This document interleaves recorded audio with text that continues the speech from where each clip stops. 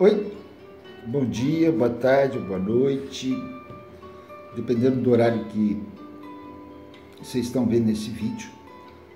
Conforme eu anunciei ontem, eu estou reescrevendo um artigo sobre o narcisismo, que eu vou optar daqui a pouco por chamar de posição narcisista, tá? Por que eu deu vontade de falar esse próximo tema nosso sobre esse assunto? Porque eu estou reescrevendo um artigo que eu fiz há algum tempo e nesse trabalho, nesse estudo para reescrever, que eu já estava sentindo essa vontade, eu me deparei com um parágrafo que eu vou fazer questão de ler aqui, porque é uma citação do livro do Zimmermann, aquele que eu falo sempre, né? Técnica de manejo. E o Zimmermann coloca o seguinte, ó: o tema relacionado com o narcisismo, eu estou lendo aqui, tá? Vem ocupando um crescente espaço de importância na literatura psicanalítica, tanto no aspecto metapsicológico, quanto na teoria, técnica e prática clínica. Esse negócio da prática clínica é importante. E ele continua: a verdade é que a temática do narcisismo permanece plena de ambiguidades, contradições, obscuridades e confusão semântica. Deixa eu só localizar aqui no artigo que eu vou falar depois, que são alguns aspectos da clínica. Gente, esse papo da confusão semântica que o Zimmermann coloca é extremamente importante, porque no senso comum a gente fala assim: nossa, fulano ou fulana é narcisista, né? Também há uma certa ambiguidade ou uma certa confusão até entre nós psicanalistas. Eu vejo situações, às vezes aonde se confunde o narcisismo até com uma outra estrutura, né? Clínica, além da neurose, da psicose e da perversão.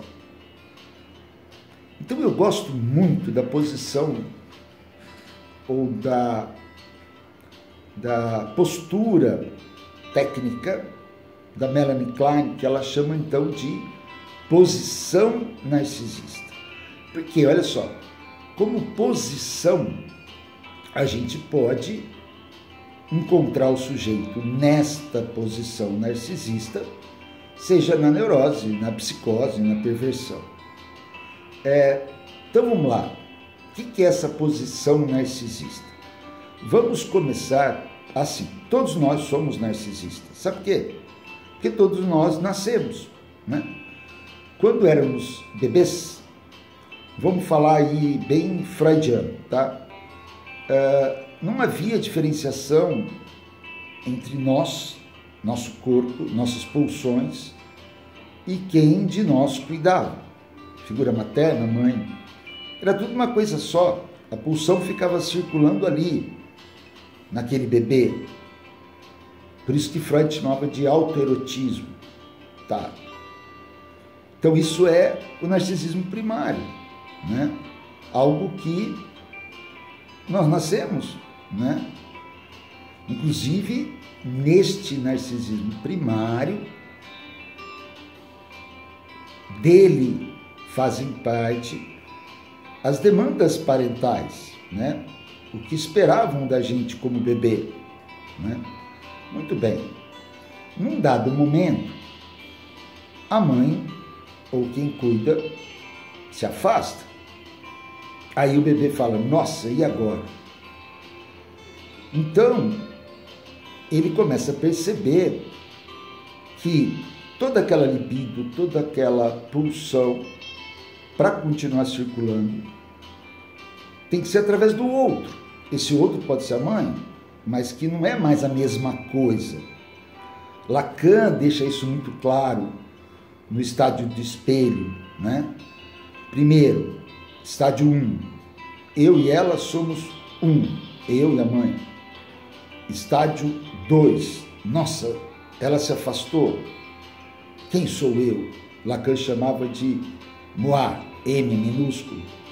Nós ficamos confusos, nós bebês. E depois o estádio 3. Poxa, peraí. Eu e ela não somos um, é o dual. E agora, o que eu faço?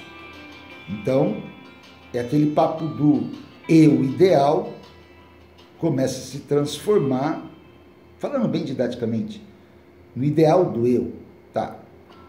Então, se você pega por Freud ou por Lacan, quando vai ocorrer o tal do narcisismo secundário?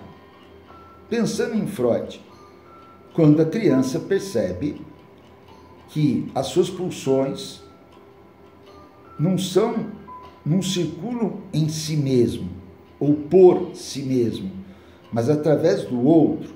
Exemplo, eu preciso chorar para que ela venha me cuidar, tá?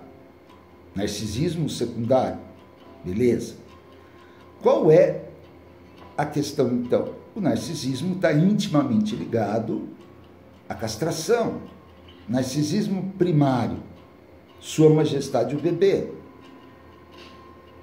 Eu e ela somos um, autoerotismo, no sentido de eu me basto.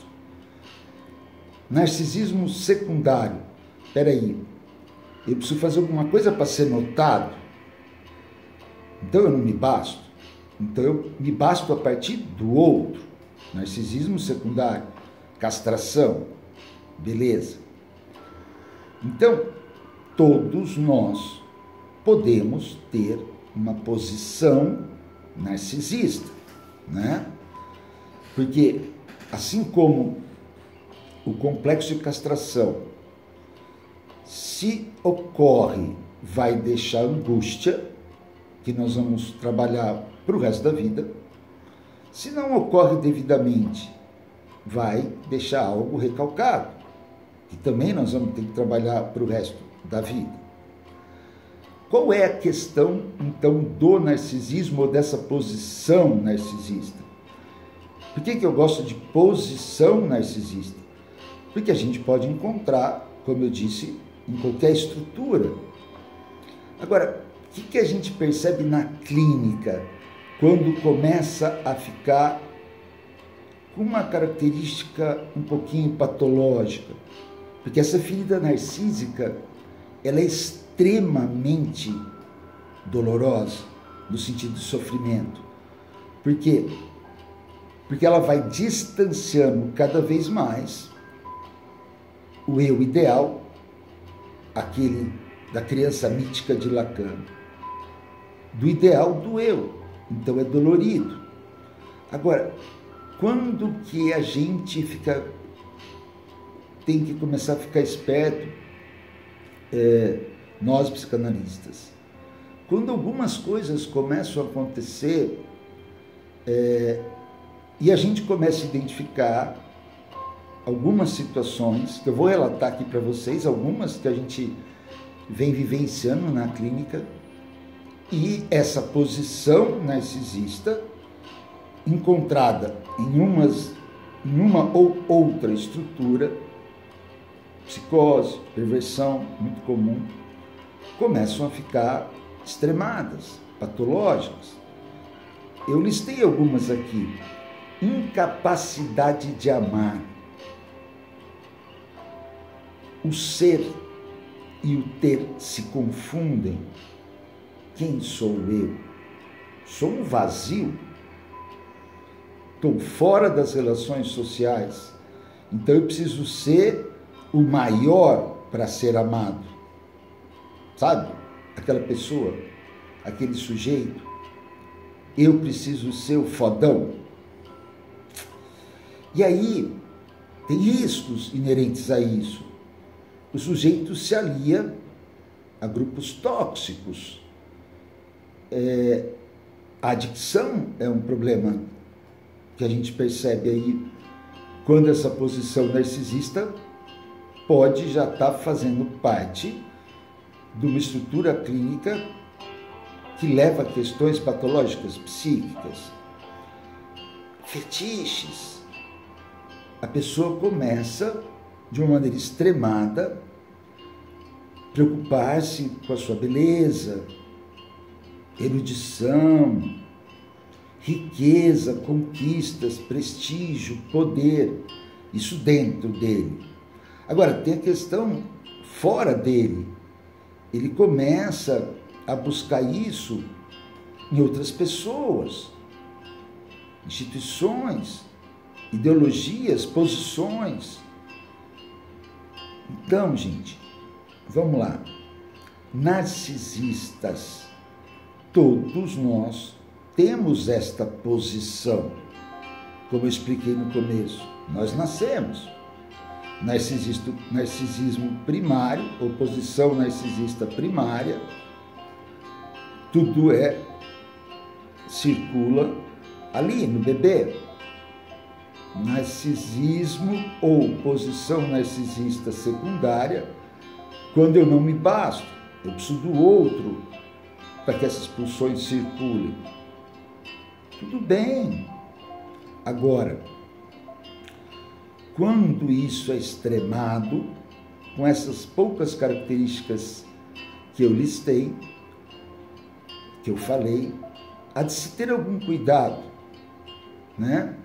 Porque aí o sujeito pode navegar na estrutura da psicose, da perversão, e é muito doloroso, tá? Por isso que eu quis falar um pouquinho dessa questão da posição narcisista, tá bom?